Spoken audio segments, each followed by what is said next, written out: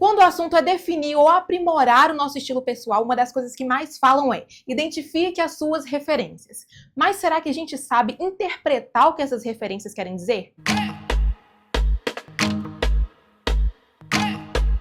Oi, eu sou a Esther e esse é o Demodê, dia do quadro especial Imagem que Fala, que é um quadro aqui do Demodê em que eu coloco os meus conhecimentos como consultora de imagem para jogo e a gente bate um papo um pouco mais aprofundado sobre imagem pessoal. No episódio de hoje a gente vai falar sobre como interpretar 3 pontos de referência quando o assunto é o nosso estilo pessoal. Quando a gente pensa em estilo pessoal, as perguntas principais são: quem eu sou, qual a minha personalidade e o que eu quero transmitir.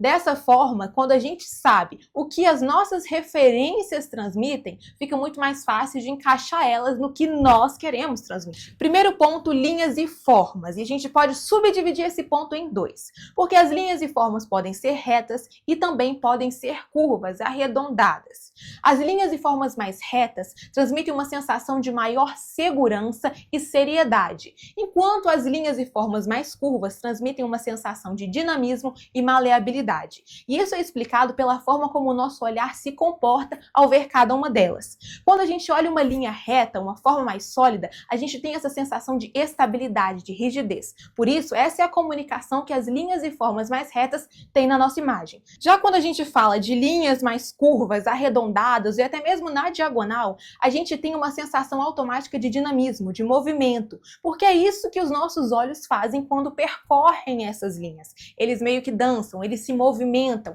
eles não têm algo sólido e direto para observar.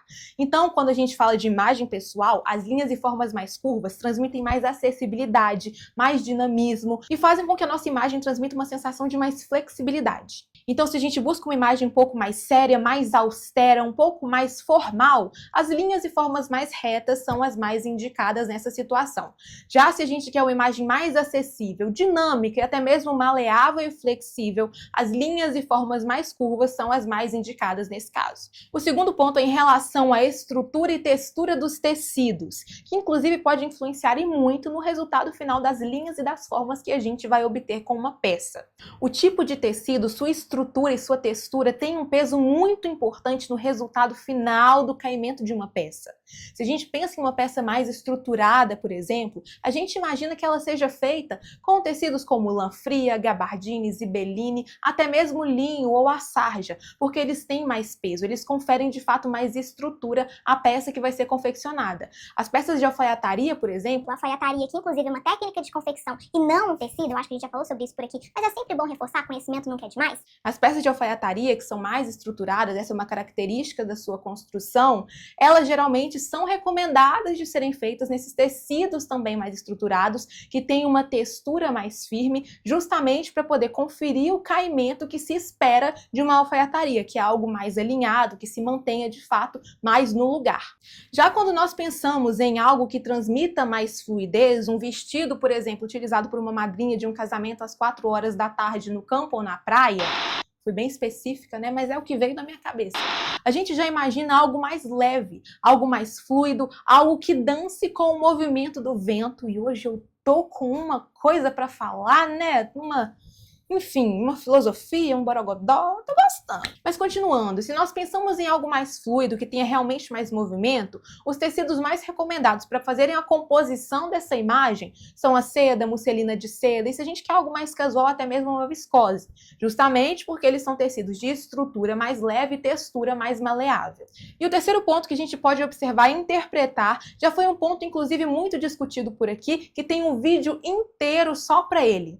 Na verdade, os tecidos também têm um vídeo inteiro só para ele. Tá inclusive fixado lá na minha aba do Reels. Não lembro qual é o número do episódio do Demodê, mas eu tenho certeza que tá lá e é um vídeo, ó, completo, vale a pena ver de novo, e se você não viu, vale a pena ver pela primeira vez, salvar, compartilhar e ver de novo também, quantas vezes você quiser. Mas continuando, o terceiro ponto é em relação às cores. A gente sabe que as cores têm características como temperatura, intensidade e profundidade, e cada uma dessas características comunica algo diferente. Não vou me aprofundar muito por aqui para não estender muito esse vídeo, e também porque o vídeo que já tem aqui só sobre cores tá realmente bem completo, vale a pena assistir. Eu explico detalhe por detalhe sobre cada uma daquelas características características, porque, para quem não sabe, eu sou formada em consultoria de imagem e também fiz a especialização em análise de coloração pessoal. Então, nesse assunto, eu me sinto muito à vontade para falar. Mas dando uma pincelada nesse assunto, até porque é um ponto que eu quis comentar nesse vídeo, as cores, como eu falei, têm características que comunicam coisas diferentes. As cores mais claras transmitem uma sensação de mais acessibilidade, de mais leveza,